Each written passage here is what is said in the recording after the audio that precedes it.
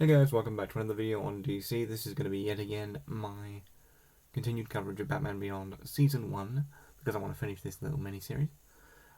This is going to be episodes 8, 9 and 10. I hope you enjoy it. If you do enjoy it, throw a like on the video and subscribe, as those are the best, most well-measured and quickest metrics that I know people are enjoying the content I'm throwing up, and it helps promote the video as well, so other DC fans that feel the way we do about DC and Marvel can find this channel and we can have a nice fan community or respectable discourse in comments and state discussions, and it'd just be nice, wouldn't it? Anyway, I hope you enjoy this multi-episode video on Batman Beyond Season 1 and my continued coverage. Let's go! Episode 8, which, if I've kept track properly, is the episode where the Royal Flush Gang is introduced to Batman Beyond for the first time. And I think it's titled Dead Man's Hand. But anyway, I'm going to do... This review is going to be a bit of a struggle for me, because I'm going to be honest with you, this is my favourite episode. As a kid, I loved the aesthetic of the Royal Flush Gang. Terry and Bruce's relationship, I feel, takes a step forward, and the dynamic between them is challenging, complicated throughout this episode. Melanie Walker as a character is really interesting. Terry cheating on Dana is really interesting, because it's sort of like, yeah, you can see the struggles and stresses of being Batman, and you can see that Terry isn't a perfect person because he's just a kid, so you can sort of understand it whilst also being like, you shouldn't have done that because you had a bit of an argument and broke up. You should probably have been, a bit more respectful than that, Terry, but hell, the episode only has a 22-minute runtime. And I suppose it wasn't technically cheating. I don't know where people would land on that, but it was very quick. And it's just got really interesting character dynamics, and it's really interesting seeing the strain on Dana and Terry in the beginning, the development between Melanie and Terry, two opposite sides of the same coin in a very literal sense, and Terry's discovery of, oh God, please don't let this be true, please don't let you be who I think you are, and just don't walk away. Like, he even says that to Melanie as Batman, I think, when she's trying to interfere again to help her family, and then obviously she ultimately gets arrested. Terry sees it. He's understandably upset, and then Bruce and Terry have a bit of a row earlier on. They repair it. Bruce actually comes across as an understanding father-to-son figure and father-to-son moment here. It's like, did this ever happen to you? Please tell me I'm not the only imperfect Batman standing here. And it's like, let me tell you about a woman named Selina Kyle, and it's just such a great dynamic, such a great moment. This whole episode is full of great moments, great character development for Terry, Bruce. Melanie is a great mirror to Terry, a great partner for Terry for the little she's around. And I think I'm not the only fan that feels this way, because there was even a short film recently posted on YouTube adapting this into a more live-action look, using, although he isn't officially credited because he can't be officially credited for fan projects, using what I believe was Roger Craig Smith, who did Batman in Arkham Origins, to voice old Bruce Wayne during it. The short film is very, very good. I really enjoyed that. It's on YouTube, so if you type in Batman Beyond short film, it's gotten quite a lot of views, probably come up. But I would recommend checking it out. The actors do a fantastic job in it. Seeing it in live action is cool. And if anything, I'm like, okay, so this episode was used for a short film, and I think this episode could be used as a plot potentially down the line for a Batman Beyond movie, and expanded and extended, because I think it works really well.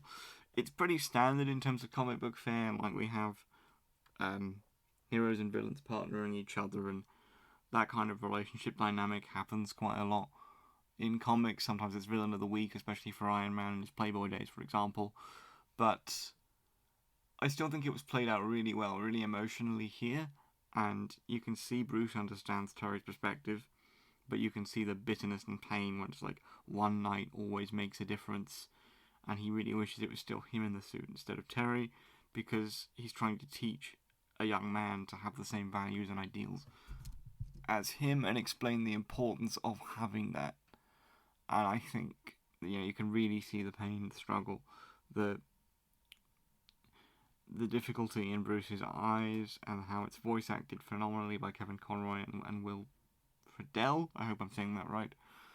And, it's it's just such a good episode, and I like the whole dynamic between Bruce saying, "Oh, they've got history, they and I," and then King, the father of the Royal Flush Gang, being like, "Yeah, this is just totally a schoolboy grudge, and that's why I'm here." And Melanie's right when she calls him out and says, "This thing you've got for Batman is going to get us all nailed." There's such interesting stuff that this episode could have been an hour long and used the same plot line, and I still would have watched it. There's so much stuff you could have explored deeper in here, and that's why I think if it was going to be used, I'd like it to be used for a live-action Batman Beyond sequel film, because I think it could genuinely fit that. The episode is impressive to me as a kid and now because of how much in the dynamic you can get and how much character growth you can get in a 22-minute runtime. It's genuinely just quite staggering to me, and I think that writers of shows that have like an hour-long time frame, they have longer, slower pacing to work with some character development, but some of them just don't get there in the modern day, and it's just like, oh, where did writing like this go? Yes, I know, before anyone says it was written in correlation with Bruce Timm, and this is where the whole Barbara and Batman thing being a thing, so Bruce Timm isn't perfect. I agree with you, that's weird, I don't like it much either, but he is a good writer for Batman in animation, so I'm not talking about that side of it. I'm only acknowledging it here because I anticipate someone is going to mention it in the comments. So, yeah. And that's why I'm saying it's difficult for me to review this episode, because I've already explained the impression this has made on me since I was a kid. So this is going to be a relatively quick video, but there's just seems to be so much that I could genuinely deep dive into in terms of the dynamics that I've already touched on. But I really like the Royal Flush Gang episodes because this set up a great bedrock, I suppose. Yeah, bedrock or foundation for Melanie showing up in the series and making a good impression on me. And, any Royal Flush Gang episode where she shows up, which is very, very sparingly used, means that because it's sparingly used, the dynamic continues to be interesting, good, and I would want to see more of her. We do see more of her in comic book iterations, and she's brought in relatively recently when Batman was brought into the main DC Batman Beyond was brought into the main DC continuity a couple of years back in the New 52, and I think that shows how well the character did, how well the character stuck with fans. And this is my favourite episode of Season 1, and for those reasons, and for this reason I'm going to end this review relatively quickly, because I think I'm going to turn out biased or just be gushing over everything if I've not already done both those things. So, that's my thoughts on Episode 8, and I absolutely love this episode. My favourite as a kid, it's my favourite now from the whole series, probably, and I think Melanie's a great character. It gives great dynamics to Terry and Bruce. It gives great flaws to Terry's character, because characters should have flaws. And fans can debate whether or not his actions were morally justified, but you can still understand why he did them. And you can understand why Melanie did it, because she's a kid having to live with the dynamic of criminal family members that are probably abusive and difficult to be with. So she has to do this. She doesn't really have a choice. It's just the conscription of the family history. And she's been essentially taught that that's normal from an incredibly young age, so she hasn't really had a choice. But she still, in future episodes, turns around and it's like, I'm going to be legit as I can be, unless my family, could be kidnapped by jokers. And she does try to turn around and make a decent choice and reform. So not all criminals are superstitious, cowardly like Bruce. There are some nuance to them. I mean, he already knew that with Catwoman, but it still drills it in nonetheless. So, that's my viewpoint on this episode. It's my favourite episode. I absolutely love it. What do you think of this Batman Beyond episode? Comment below and let me know. Episode 9, The Winning Edge, which is the episode involving Terry's high school sports people going on drugs.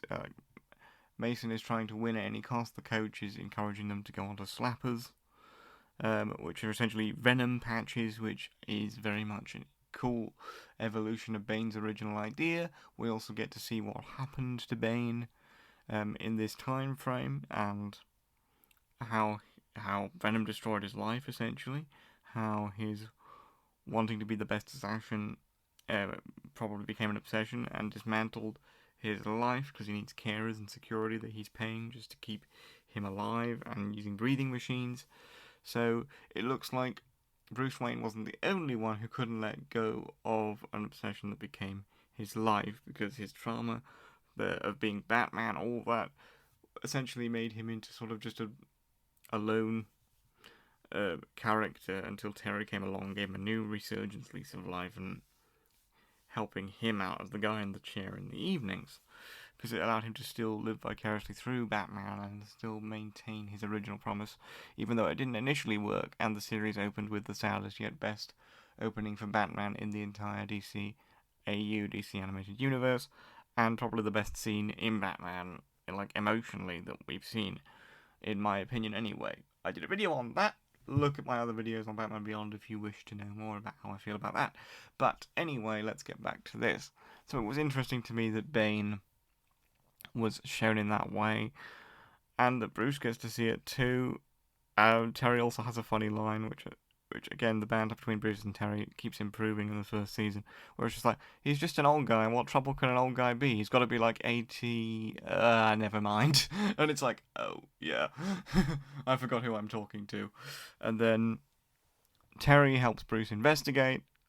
That causes problems with his mother, thinking he's on drugs. He can't give her the real excuse, because the real excuse would probably get him committed to a mental asylum or prison, depending on if she believed him. The real excuse, him being Batman, of course.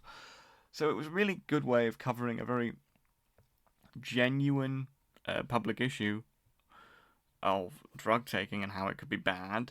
A really good way of show don't tell through the animation, weaving it into a subplot of a Batman show and treating it very seriously. Like, when I was a kid, this episode hit not in like a, oh, emotionally I'm scared way, but I remembered it, and I remember it and enjoy it every time I rewatch it now, because it didn't treat the audience like they were fools. It showed the message of very easily, like, don't take drugs, it's bad. Addiction can be bad because of the sorry state that the carer that Bane trusted with Venom ends up in the end of the episode, overdosed on Venom because Terry had to kick his ass, and he accidentally, got hit into more patches, which essentially scrambled his brain, and I think he's like still alive, but definitely in a vegetated state. So it's very hard hitting imagery to see, and I like that it did the show don't tell thing and didn't treat its audience like idiots at any point at any moment, and that's why it stuck with me. And it shows how much these old written kid shows, even about Batman, did tackle serious issues with DC, and these days, writers can't seem to write politics in a show don't tell way. They write it in a, we'll give a rousing speech way, and it's like, yeah, but show us why this issue matters. Show us what you're doing to prevent it, show us the good and the bad, and let the audience make up their own minds. I really wish more shows for kids would do that, because I think these days,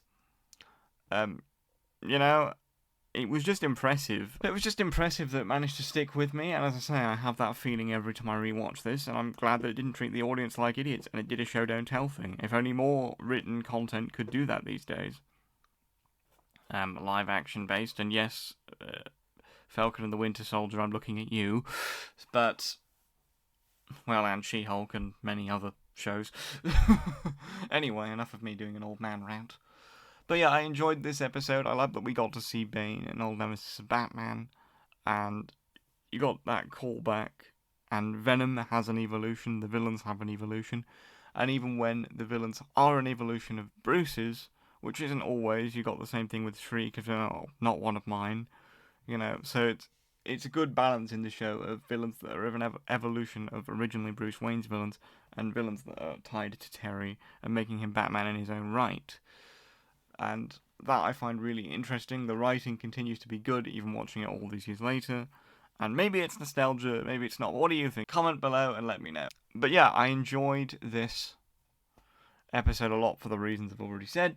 Let's get to Batman Beyond episode 10, which is the first episode featuring Spellbinder, which I believe is imaginatively titled Spellbound, which, to be fair, is a fun title for a Batman Beyond episode, so not hating that.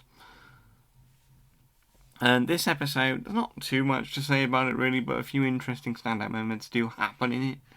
It's interesting that the psychology of the villain, being a school psychologist and counsellor, and basically using the kids to his own ends, learning which ones are wealthy, and using neurolinguistic programming and advanced neurolinguistic technology, in comic book speak anyway, to then be able to project images directly into the person's senses and into the person's brain, encouraging them to commit crimes whilst they think they're seeing something entirely different. Which, as a concept in animation, is beautifully animated and would be great for like a Batman Beyond movie or even part of one. Like, I think you could expand that to be a really interesting psychological point of view, both from the villain's perspective and from the character's perspective. It was an interesting episode, and visually animating wise, it was interesting animation. I love that old school animation. I love the art store. I love the art style. I really should take a breath between words for Batman Beyond, and I like that they took advantage of the animation and what they could do here by showing us all that, and the neurolinguistic technology seemed cool. The suit was cool. The voice moderation effect when he was wearing the suit was cool. But it was an interesting psychological point of view on the villain's motives, because he's just had enough of being poor, and he's too jaded from doing the same thing for too many years, to paraphrase a political debate from Daredevil season 3, and he's just not interested in helping people anymore, so he uses his abilities to rob people instead. And Terry only finds out who the villain is by stumbling across him in school, because they can't find any links between the teen robbers and Bruce being a bit more of an old man and still a detective, but a bit of a weathered one. It's like, oh, I know the world, kid. It's just a troubled kid lashing out at daddy, when Chelsea initially is doing her thing and stealing from her dad, or dropping an artifact into the river, but actually dropping it into Spellbinder's hands while he leaves. So it seems like, Bruce is even unaware and unable to believe that this villain is that much of a threat, until Terry stumbles across him and he actually starts linking the victims and doing his old man detective thing. And again, every time I watch these episodes, I just love Kevin Conroy's performance as old man Bruce in this. And season 1 really focused on morphing Bruce from seeing Terry as just some kid to they actually have a bit of a bonding thing, and he's actually concerned for him, and it's like another kid he's adopted. I think he even has a really fun line in this episode where he says, they're just another troubled kid, just leave it to the police. And it's like, don't you adopt troubled kids, Bruce? I think Terry actually says that to him, and it's a great line, because it's so true with the expansion of the Bat family in the comics and the animated media and so on and so forth. But yeah, this is a fun episode when you look at the psychology of the villain, especially when you have the final fight, and you have Spellbinder say, you want to get to know me, kid? Fine, here you go. And you just see, like, his personification of the kid's demons are zombies, and some are there, some aren't there, and it's just a really interesting fight when you see it from both Terry, Bruce, and Batman's perspective in different ways. And it's really cool, it's a really good use of animation, and it's a really fun episode. And if nothing else, Spellbinder shows why counsellors in schools need to be ethically reviewed, have supervisors, and need to go through a lot of training before they can become jaded old bastards. So thank goodness for ethics in counselling, and God praise the BACP in the UK. Anyway, so it's a fun episode. I like Spellbinder as a villain more than I thought, but as I say, his name is just stupid. Like, his civilian name is dumb. But I'm really enjoying rewatching Batman Beyond and seeing all of the stuff over again. It's been a while since I rewatched it. I'm enjoying making these videos. I want to get to the end of Season 1. But would you guys want to see me cover Season 2 and beyond? Comment below and let me know. And as I say, do please like, subscribe, share, do whatever you will, because it does help these videos. And if you think that I'm covering the wrong stuff and you're not interested in it, I'd actually like feedback. Like, comment stuff you'd like me to cover. Anyway. So that's my review of episode 8, 9, and 10 of Batman Beyond Season 1. And before I let you go and wrap this video up, if you want to see more of my coverage, there's a playlist on the channel page. On my channel page, rather. It's the only playlist currently visible, and it's probably the first thing you should see. So if you want to see my other videos on why the opening to Batman Beyond is perfect, and the other episode reviews leading up to this one, you can do that. And if you've enjoyed this video, I highly invite you to check that out. And like this video, subscribe, share, do whatever you will, because it does really help the channel a lot. Comment below and let me know, did you like this video, did you not, what do you want me to cover, all that kind of stuff. Anyway, I'm sorry, but I do have to push it, otherwise the YouTube algorithm hates me. So, that's the end of the video, guys. Thank you for sticking with it this long, I sincerely appreciate it. Catch me next time, same bat channel. But you can finally go now.